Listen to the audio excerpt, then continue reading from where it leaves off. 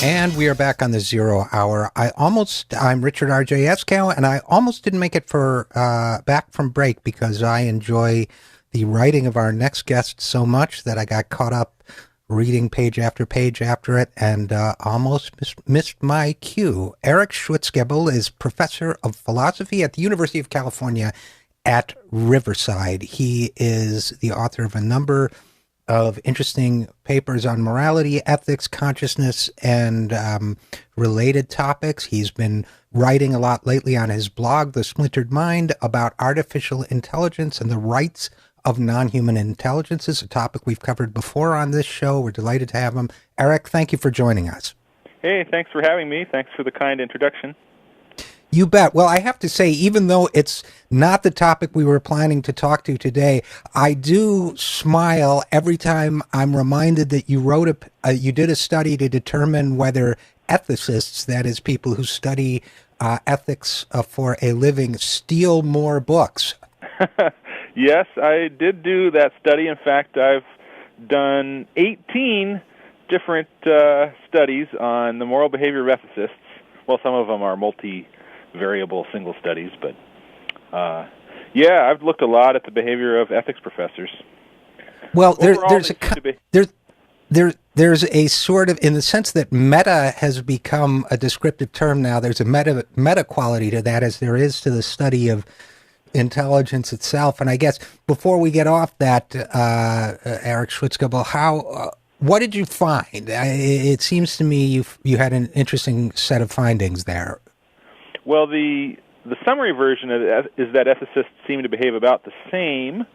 The ethics books study that you found is the only one, actually, where I found that ethicists seem to behave on average worse than the other comparison groups.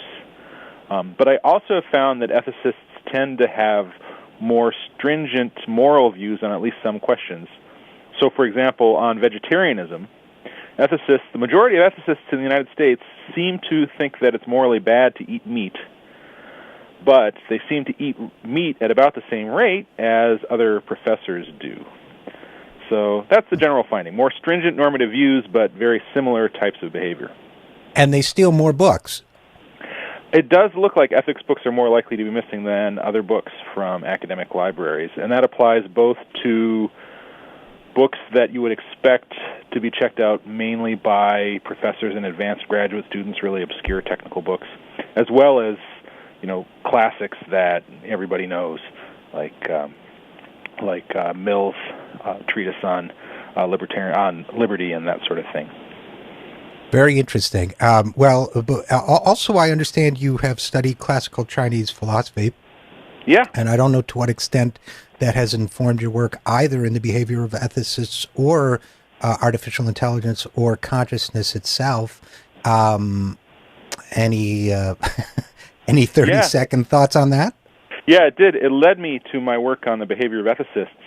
In ancient China, Mencius argues that if you think philosophically, if you reflect, then your moral behavior is going to get better as a result.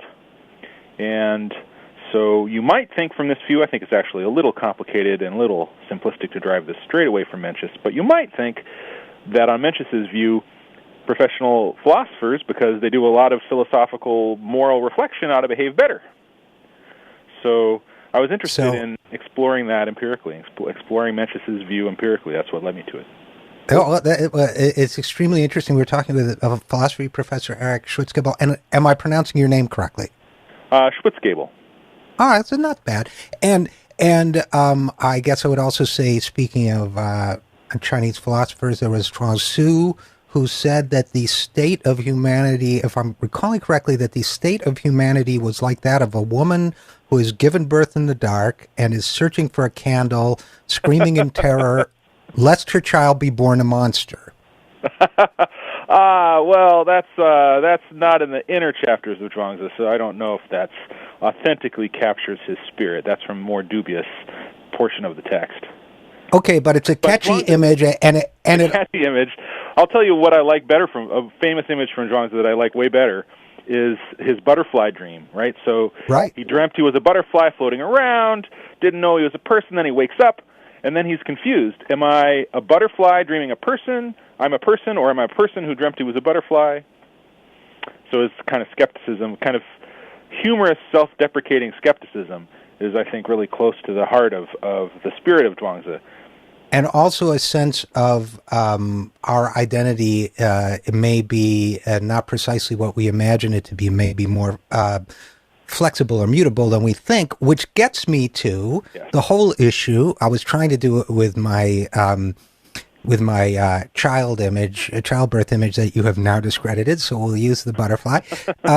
Gets us to the whole question of artificial intelligence, which is you've been writing about that on your blog and corresponding to other people. And the issue, or responding to other people on it. And the issue briefly is this, and I've looked at it, others have a little bit from a public policy perspective, but what happens if we create intelligences in for lack of a better term, in a computer or a digital device of some kind, or software-based intelligences that are genuinely conscious? What are our moral obligations to them? And I guess you had a good summary of it. I don't know if you want to review the 3 or 4 points you laid out in I think it was your first post on the topic in January. Right. So if we assume, and I think it's actually a pretty tricky question, but if we just take it for granted that some artificial intelligence that we've created exists and is genuinely conscious and has capacities for experience and thinking that are similar to our capacities, my view is that if we have created that being, we have substantial obligations to it. In fact, perhaps greater moral obligations to such beings than we would to human strangers, because we are responsible for its creation and for the traits that it has. So I think our responsibility would be similar to the responsibility that a parent has for children, right? You brought this being into the world. This being, the being's capacities are highly dependent upon how you treat it. So you've got responsibility to ensure that you treat it well and you help it flourish. So, and we're talking with the philosophy professor Eric Schwitzgebel. I think you're quite correct to leave aside the issue of whether we can authentically do it and how we would prove we have done it, and that's a whole other path to walk down. But assuming for the moment that we have created such an intelligence, it's logical to say that our responsibilities would be such as you describe. But I guess let's back up a second.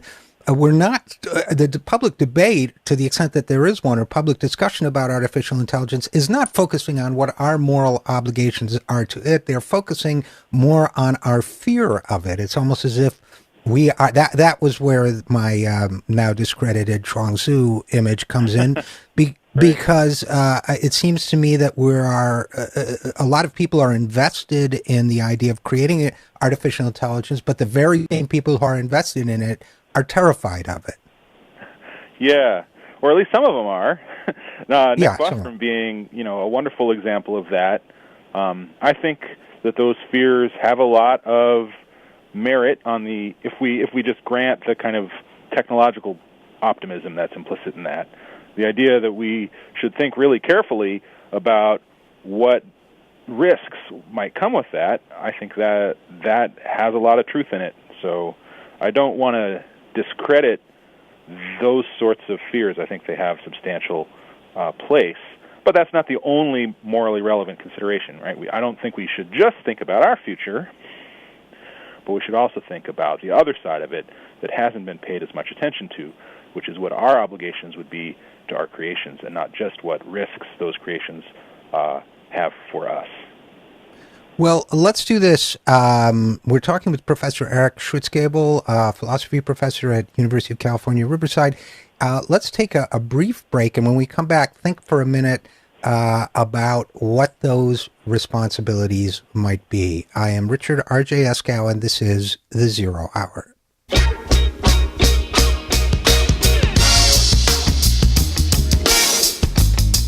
Hello, everybody, and welcome back to the Zero Hour. I am Richard RJ Eskow, and with us is Professor Eric Schwitzgebel of the University of California, Riverside, philosophy professor. We're talking about the theoretical possibility of artificial intelligence and what obligations we would have toward our own creations. We are sliding past the issue of whether such a thing is actually possible. Professor Schwitzgebel, as you know, there are those who are very skeptical about our ability to create such intelligences. But if we do, there are reasons to be fearful. But I believe you are saying that our primary moral responsibility would be, or at least our initial moral responsibility would be, to treat our new creations morally, ethically, and well. Yes, I agree. That would be a central responsibility. Well, we have responsibility both to protect ourselves and to treat any of our creations well. So if we take that as a starting point, we also get to the question of we would have to, in anticipating both our obligations to our new creatures and our obligations to our fellow human creatures, or perhaps all living creatures as they now constitute themselves, I guess the question is we would need to anticipate a bit what our artificial intelligence might be like. And I think you've been suggesting, as have others, and as would I, that perhaps we've failed to imagine the profound ways in which such beings might be different from ourselves. Yeah, I think that's absolutely right.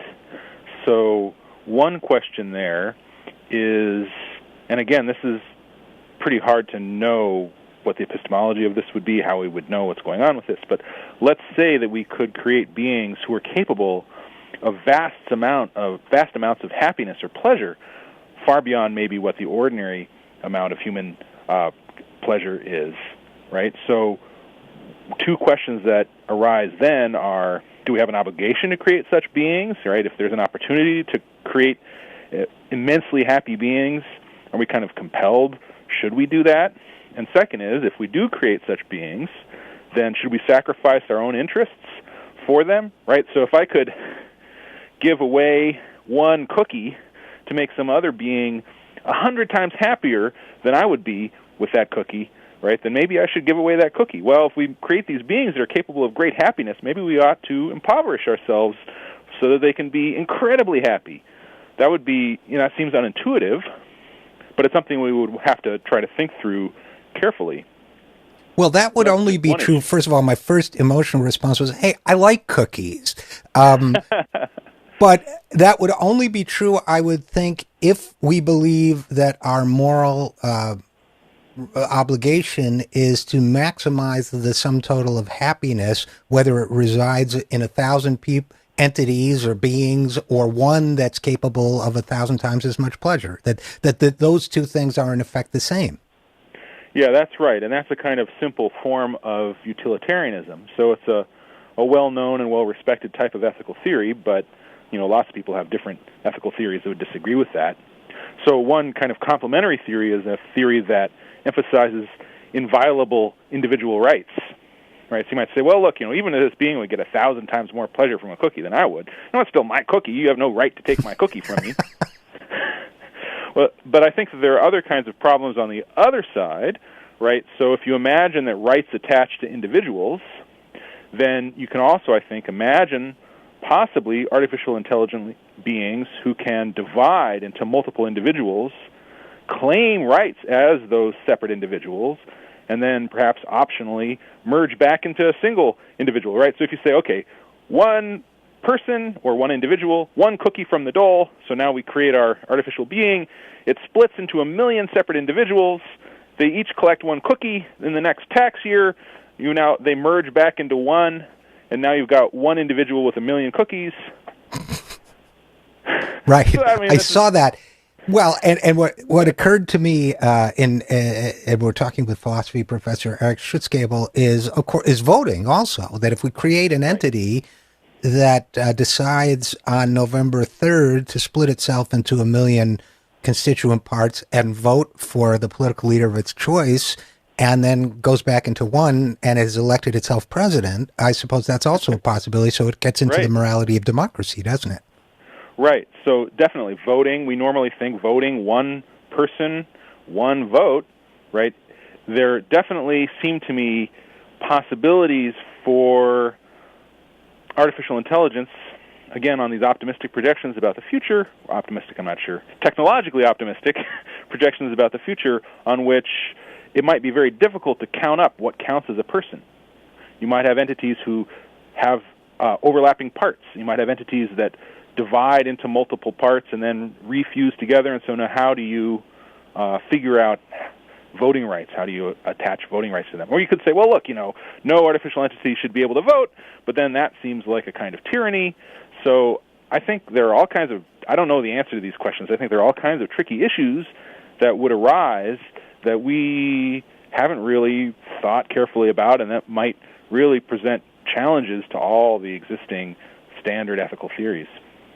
Well, and I think one of the reasons to have these conversations is not because we necessarily think there are likely scenarios, or certainly not impending. They may not be as urgent a set of moral questions as climate change or others, but because they also illustrate some of the things we take for granted in terms of the moral decisions we are making today. Is that a fair statement?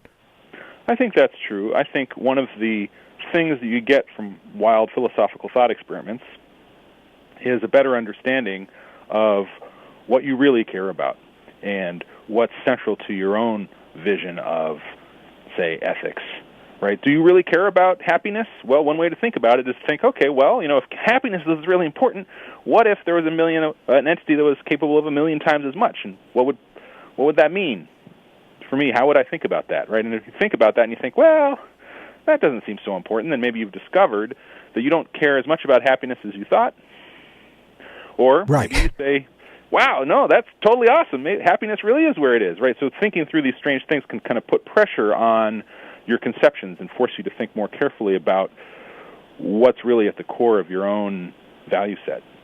Right, and I think that, I think it's safe to say that most of us who work on or listen to this program, for example, lean left politically, but it's possible to use, let's say, the artificial intelligence scenario to challenge, if we get wild about it, to challenge our own assumptions. For example, if there were a creature out there that would be enormously happy with my childhood memories, would it be reasonable to assume that I owe that creature, let's say, 10% of my memories in order to give it immensely more joy than I get from those memories? Or what if I could give 1,000,000 new entities unimaginable joy by giving them my little finger up to the first joint? I mean, you could write Twilight Zone episodes about this stuff. Right. But I guess the point is you can look at even prosaic issues like taxation or regulation. I mean, I'm probably giving my libertarian nemesis all sorts of ammunition to argue against me with, but isn't it a way to sort of challenge our own thinking about certain issues too?